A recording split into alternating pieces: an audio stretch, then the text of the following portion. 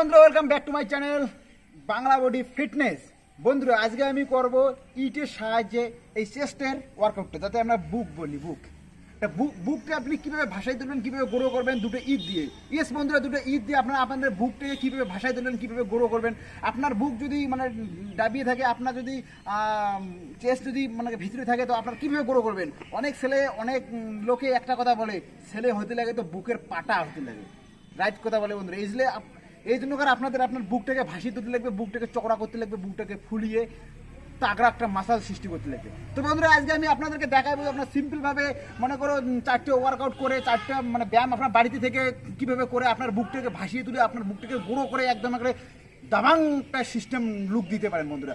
তো বন্ধুরা আপনারা যদি আমার চ্যানেলে নতুন হয়ে থাকেন, তো প্লিজ আমার চ্যানেলটা সাবস্ক্রাইব করে বেল আইকনটা হিট করে রাখবেন, তাতে আমার হার একটা নতুন ভিডিও আপনারা খুব তাড়াতাড়ি সহজে পেয়ে যাবেন। তো বন্ধুরা আজকে আমি আপনাদেরকে দেখাবো যে আপনারা এই সিম্পল 4টে ওয়ার্কআউট করে আপনাদের বুককে কীভাবে ভাসিয়ে কীভাবে গ্রো করতে পারেন। তো বন্ধুরা দেখুন, আপনাদেরকে প্রথমত এই ব্যায়ামগুলো যেগুলো আমি আজকে দেখাচ্ছি, সেই ব্যায়ামগুলো একটু ধ্যান দিয়ে দেখতে লাগবে, ভিডিও কোনো কাটাকাটি না করে একদম মনোযোগ দিয়ে দেখুন আর সেইভাবে কাজ করুন। তো বন্ধুরা দেখুন, প্রথম যে আমি ব্যায়ামটা করবো, প্রথম যে আমি এক্সারসাইজটা করবো সেটাকে বলা হয় hold push up. Hold push up মানে কথাটা কি, স্টপ করে মনে করেন সাইলেন্ট মানে একবার পুশ আপ মারবো, একবার স্টপ মানে 1 সেকেন্ড 2 সেকেন্ড ওয়েট করবো, ফির আবার আপ হবো। আমি কীভাবে মারতেছি আপনারা শুধু দেখুন বা লক্ষ্য করুন। দেখুন বন্ধুরা, এই যে দুটো ইট আছে, এই ইটটাকে নিয়ে দেখো আমি আমার চেষ্টা যতটুকু এরিয়া মানে মেজারমেন্ট অতটুকু নিলাম, নিয়ে দেখো একটা কথা মনে রাখবেন, এইখানে দেখো আমি স্ট্রেট হবো না, কমরটা এদিকে একটু হাইট করবো, কমরটা এদিকে একটু উঁচু করবো। তার কারণ আমি কিন্তু আবার চেস্টে লোড দিতেছি। দেখুন কীভাবে মারতেছি, লক্ষ্য করো সবাই। 1 ডাউন, 1 2 আপ, ডাউন 1 2 আপ। বন্ধুরা একটা কথা মনে রাখবেন, এখানে আপনাকে ডাউন হতে লাগবে, কিছুক্ষণ ওয়েট করতে লাগবে, 1 2 সেকেন্ড 3 সেকেন্ড ওয়েট করার পরে আবার ভাসবেন, ফির আবার ডাউন, ফির 1 2 সেকেন্ড ওয়েট করে আবার ভাসবেন।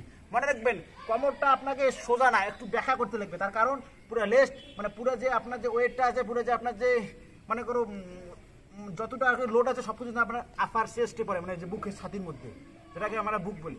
এই দিকে দেখুন এইভাবে।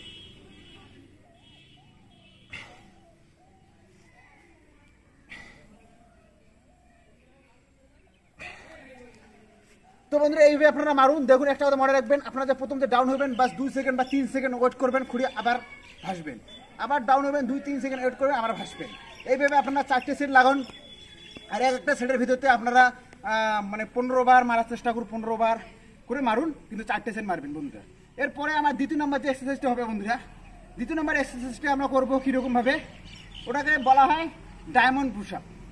তো ইয়েস বন্ধুরা, ডায়মন্ড পুশ আপ, ওই ডায়মন্ড পুশ আপটা, যে ডায়মন্ড পুশ আপটা আপনাদের ট্রাইসেপস প্লাস আপনার চেস্টটা ভালো একটা দুটোই ওভারঅল ভালো একটা কাজ করে। তো আপনারা ধ্যান দিয়ে শুনুন আর ধ্যান দিয়ে এই ব্যায়ামটা দেখুন যে ট্রাইস মানে যে এই যে ডায়মন্ড যে পুশ আপটা আছে, এটা একটা খুব একটা কার্যকরী পুশ আপ, খুব একটা কার্যকরী ব্যায়াম আপনাদের দুটোর মধ্যে, একটা ট্রাইসেপস আর একটা আপনার চেস্ট মানে বুকটা। তো বন্ধুরা ডায়মন্ড পুশ আপ মারতে গেলে আপনার সিম্পল আপনারা জানেন হয়তো, আপনাদের হাতটা এই জন্য ডায়মন্ড শেপে রাখতে লাগবে, ডায়মন্ড শেপে। এইভাবে ডায়মন্ড শেপে রেখে এইভাবে মারবেন।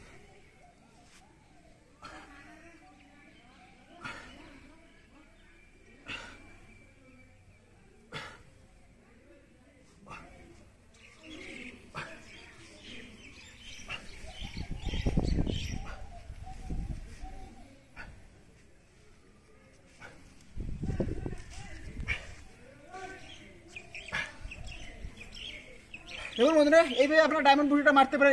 এটাও আপনার 4টে সেট মারতে লাগবে, একটা সেটের ভিত্তিতে 15 রেপিটেশন করে মারুন, মানে 15 বার করে মারুন, একটা সেটের ভিত্তিতে 4টে সেট মারুন। এইভাবে এই ডায়মন্ড বুটিটা আপনারা মারতে পারেন। দেখুন বন্ধুরা এরপরে যে আমরা চেস্টের ব্যায়ামটা করবো, সেটাকে 3 নম্বর যে ব্যায়ামটা, সেটা আমরা আপার চেস্টে লোড দিব। তো কীভাবে, এই দেখুন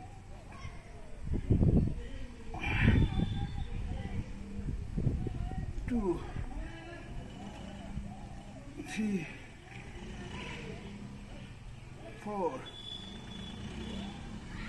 5 6 7